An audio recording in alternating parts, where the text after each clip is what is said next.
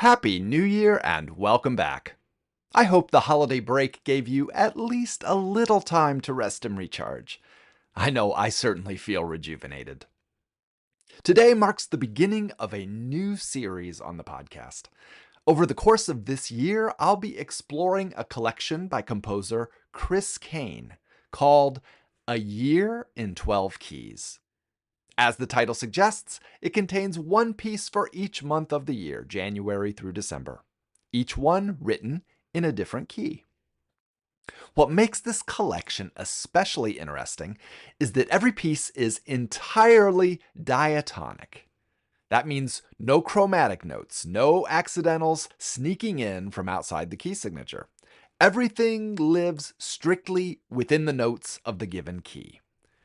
It's a simple limitation, but it can help students become comfortable playing in a given key before complicating the situation with those pesky accidentals. These are not beginner pieces. They will range from late intermediate into advanced territory, so rather than racing through them, my plan is to feature one piece per month, right along with the calendar.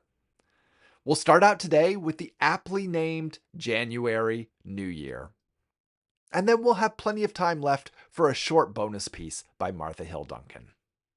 I propose a musical toast to the new year, coming right up on the Piano Pedagogy playlist.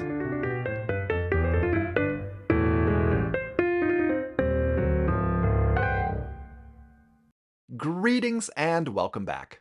I hope your year is off to a good start. My name is Luke Bartolomeo. I'm a pianist, a teacher, and also a developer of music education apps, including Flashnote Derby. Each Monday on the Piano Pedagogy playlist, I share some of my current favorites from the contemporary repertoire written for piano students. Music that's interesting, thoughtfully composed, and enjoyable to teach. We're going to start the year in C major, which feels like a pretty sensible place to begin. Chris Caine describes this piece as a slow-moving, relaxed show tune. All that's missing are some lyrics.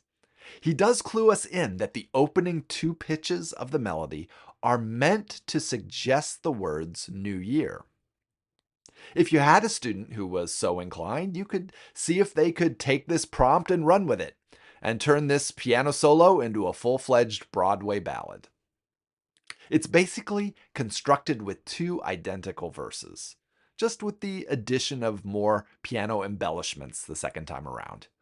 You'll hear some gentle runs that really aren't that difficult. They're all built on similar patterns. And remember, these are completely diatonic pieces, so not a single black key in the bunch for this piece in C major. Still, from a technical standpoint, this is a late intermediate piece. The textures can be quite dense. Think fistfuls of notes with the right hand. There are rolled ninths, broken tenths, octave passages. So definitely a piece for a mature student. A fairly accomplished adult student even. Definitely suitable for a student who would instantly get the idea of it being a show tune. The way I hear it, it's a quiet solo under a single spotlight. Maybe there are other characters on stage, but they're off in the shadows. And remember, the composer told us that the first two notes would have the lyrics, New Year. Once you hear it that way, it's kind of hard to unhear. It's almost like the character takes a breath and whispers those words out loud before the music really begins. Let this imagery exist in your mind while I play January New Year by Chris Caine.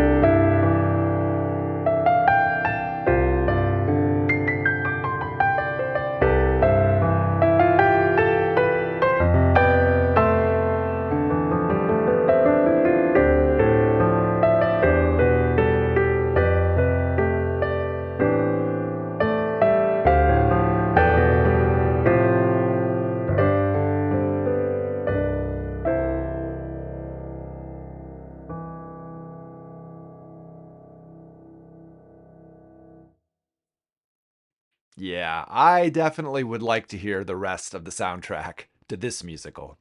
And we will be hearing more music from Chris Caine each month for the remainder of the year as we move through all of the compositions in A Year in 12 Keys.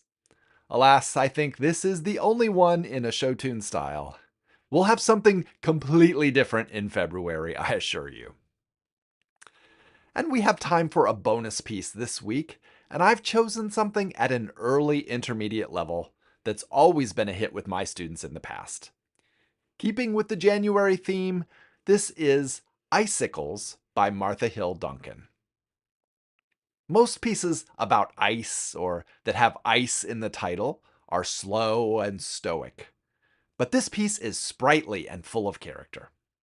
I didn't quite get the connection until I discovered the composer's own thoughts on the piece and realized that it's more of a depiction of melting icicles, specifically the droplets of water that glisten and slide their way along until splashing on the ground.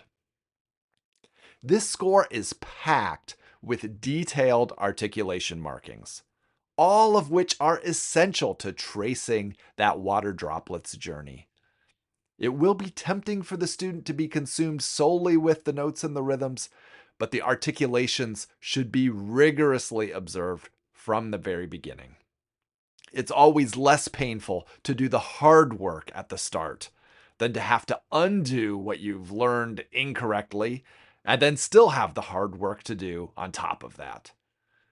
This is a spunky piece for a spunky student, but also a student who is disciplined enough to get all the little details in place. Here is Icicles by Martha Hill Duncan.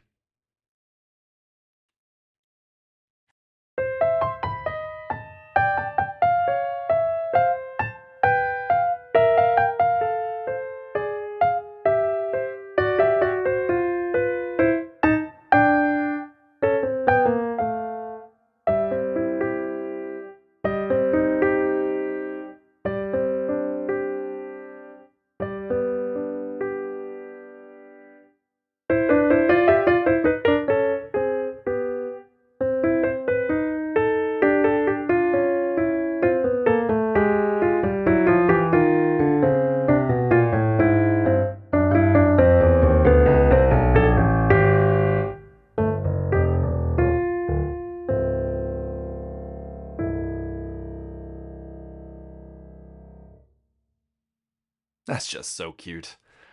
Icicles is currently part of the Level 3 syllabus of the Royal Conservatory of Music in Toronto. And speaking of the Royal Conservatory of Music, I've noticed quite a bit of online conversation lately from teachers in the US who are curious about how to get started with the program, how to incorporate it into their teaching. I've had a lot of experience with the Royal Conservatory and feel that my students who have participated have benefited greatly from the experience. I'm considering putting together a few videos walking through how it goes, what the exams look like, how to get started. If that's something you'd find helpful, feel free to let me know. I'd love your input.